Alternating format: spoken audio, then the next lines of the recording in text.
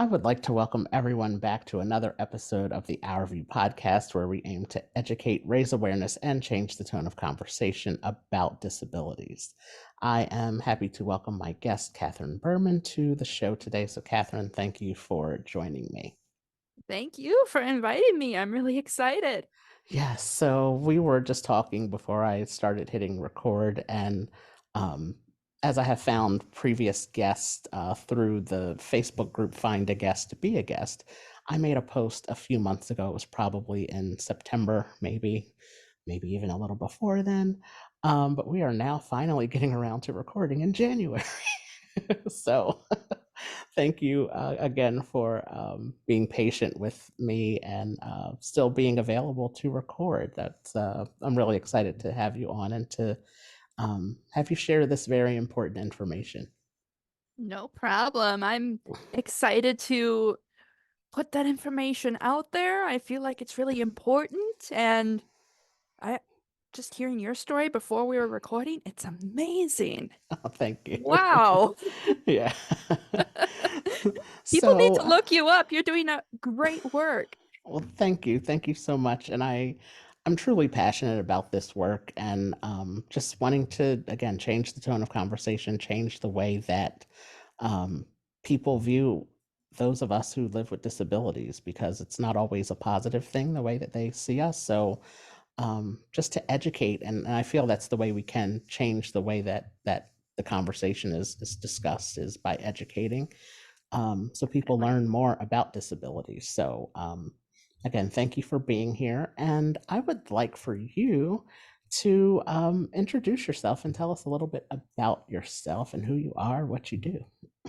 Certainly. So for the past, 3 years has it been already? Oh my gosh. I've worked as a behavioral therapist for children and families with special needs. So normally these are early intervention kiddos, 3, 4, 5 years old, the little ones. And they normally have a diagnosis of autism spectrum disorder. So I am the person who gets called in to help them learn daily living skills, academic skills, self-regulation skills, basically anything that you could teach to help the kiddo live a happier and more enjoyable life. I'm who you call. That's great. When you said that age range, I was immediately thinking of my friends who have children that age and how fun they are, and just how active and inquisitive they can be at that age, and I just love learning the them world. for that. They're so Yes, curious yes, about everything. yes, curious about everything, learning the world around them, the people in their lives, and it reminded me of one of my friends who had a daughter in 2020 in the middle of the whole shutdown and everything, and Oh, wow. yeah, so um, as time went on and people were starting to come around more often, we were meeting outside for pool parties and things, and she was just very curious about, who are these people and why do they keep showing up? Um, because it was just her and her siblings and her parents and, immediate family for the longest time. So, now she's like fully out of her shell and just really, really fun to be with and hang out with, and just it's great at that age. That age range is really great. Aw, yes, Yeah. I love what I do. I want to keep doing this for as long as I am physically capable of doing it. Yes. Yeah. So you mentioned that you do work with families impacted by autism. So can you talk a little bit about autism, what it is, how it is defined, and the current statistics um, of how many people are impacted by this diagnosis? Sure. And there are a couple different texts that define autism, but just broadly speaking, it means that you process things in your brain in a different way. That's just the scoping definition. And because there's this difference in processing, there also might be difficulties in social interaction, interpersonal interaction. You might see a lot of repetitive behaviors, whether this are motor behaviors or repeating words that you hear. And these concerns significantly interfere with the kiddo's daily life. Mhm. Yeah, I always wonder, um, about the definition of autism. As you said, it's really can be Got a long complicated. history. Yes, it can be complicated sometimes to define it and what it means. And the way that you just described it is simple and straight to the point. That's what I try to do. The field that I'm in, behavior analysis, we can get so loaded down with jargon that I Yes. really do try to just simplify it, make it super easy to understand. Yes. If And you want, I I can dive deeper, but and I think what I like the most about what you said is that again, it helps change the tone of conversation about disabilities. One of the most common, I'm 42 now, so for most of my life, I've heard the question, "What's wrong with you?" And it's like, nothing's wrong with me. You this is know, recorded, but I just literally did a face palm. yes. What's wrong with you? But the way you just described what autism is, it's just processing things differently. Nothing's It wrong. It's just a different way of processing it things. really is. There's And no that's variation in humans is normal, and that extends to variation in the brain.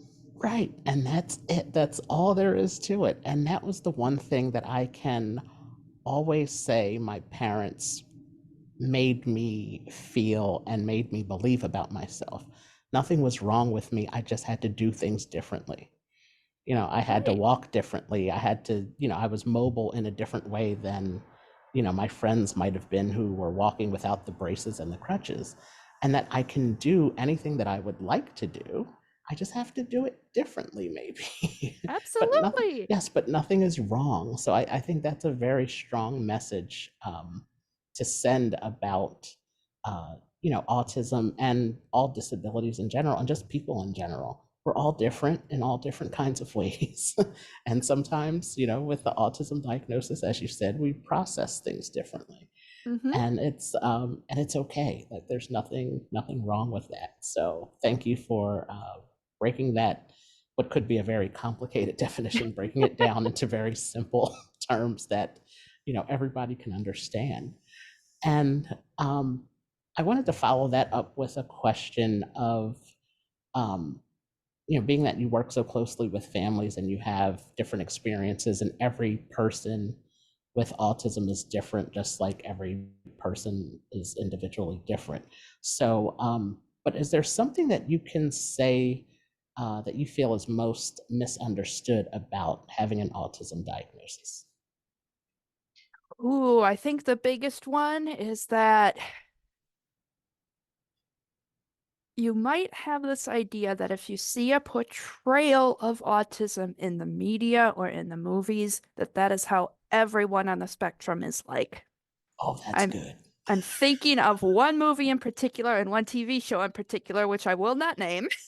I know which one you're talking about. I guessed as much, but that if you've met one person on the spectrum, you've met one person on the spectrum. There's a whole Absolutely. host of abilities and things that you're working on. Just like if you don't have autism, you're what is called neurotypical. There's, Mhm. like I said, variation among people is absolutely normal. Absolutely. I think that is great that you mentioned that. I am a child of the 80s, and Rain Man was a very popular movie. And that was people's way of, oh, he's autistic. Oh, they're autistic. And, that's how everybody was supposed to act. I use supposed in quotation marks.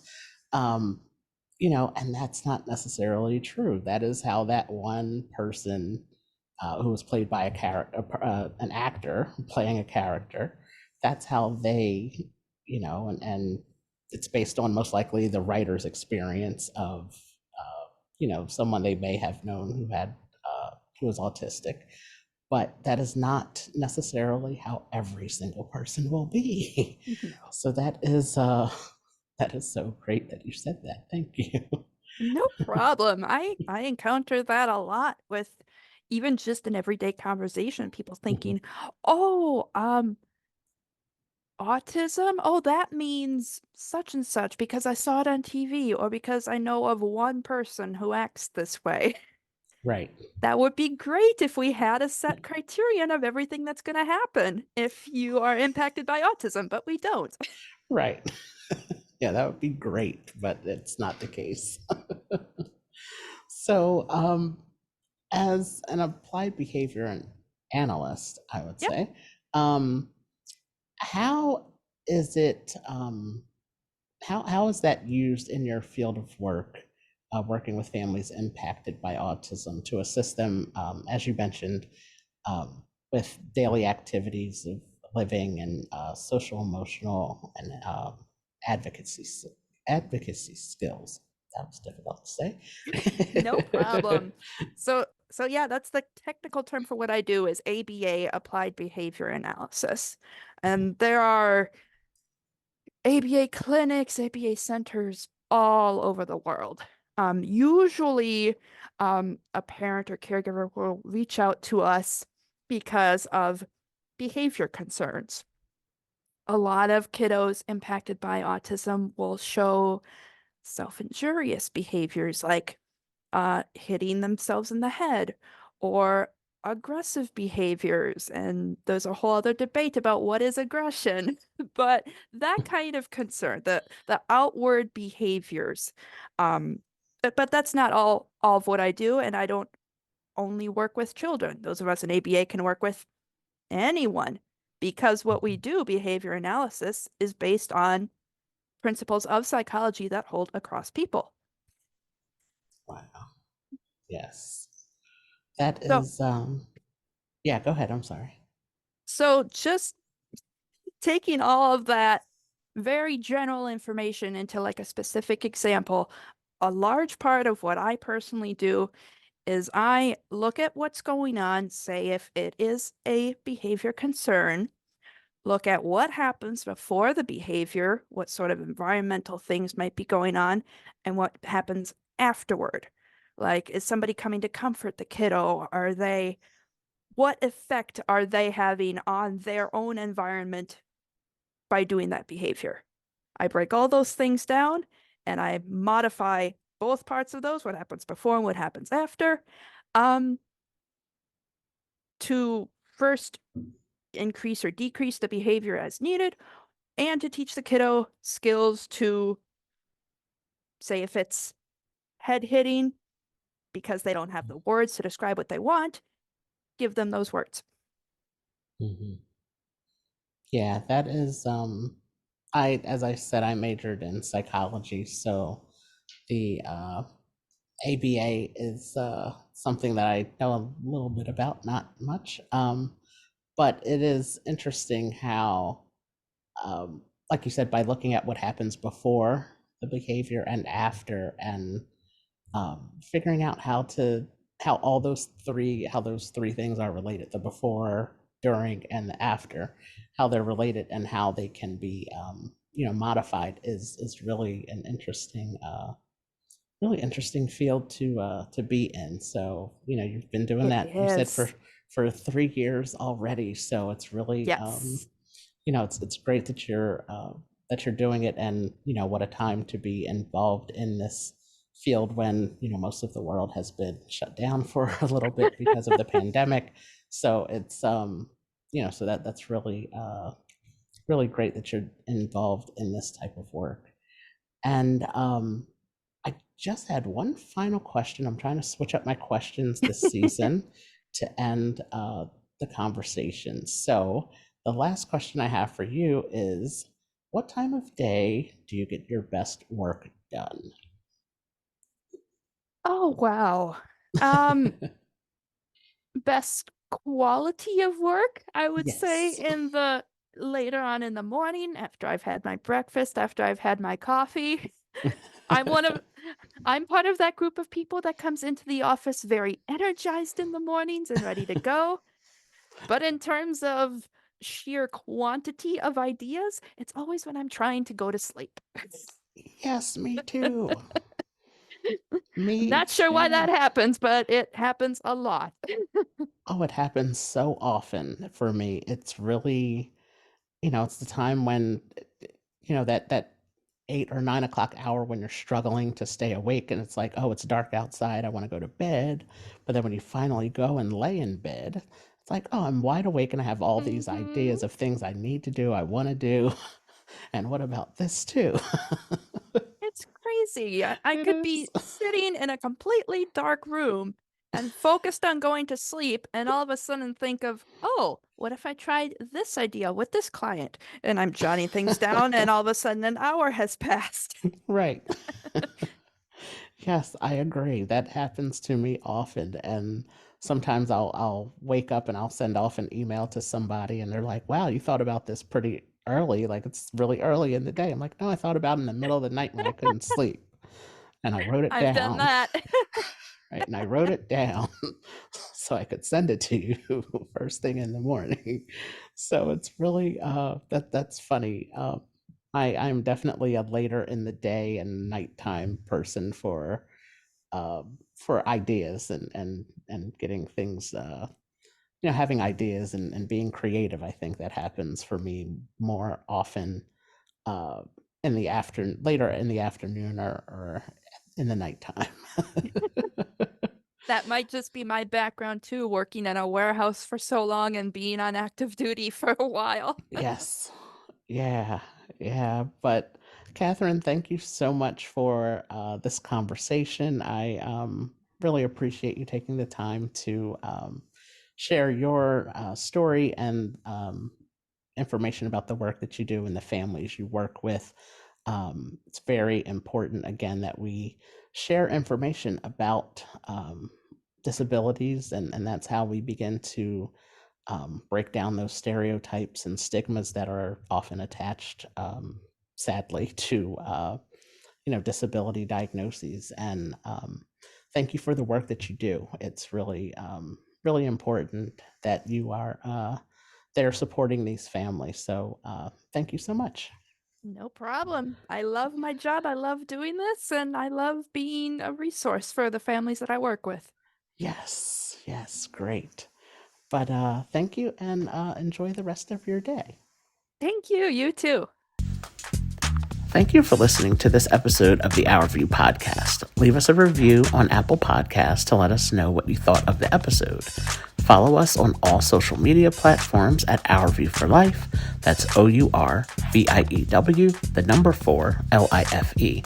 And be sure to subscribe to our YouTube channel. If you or someone you know would like to be a guest for an upcoming episode, you can email us at ourviewforlife@gmail.com.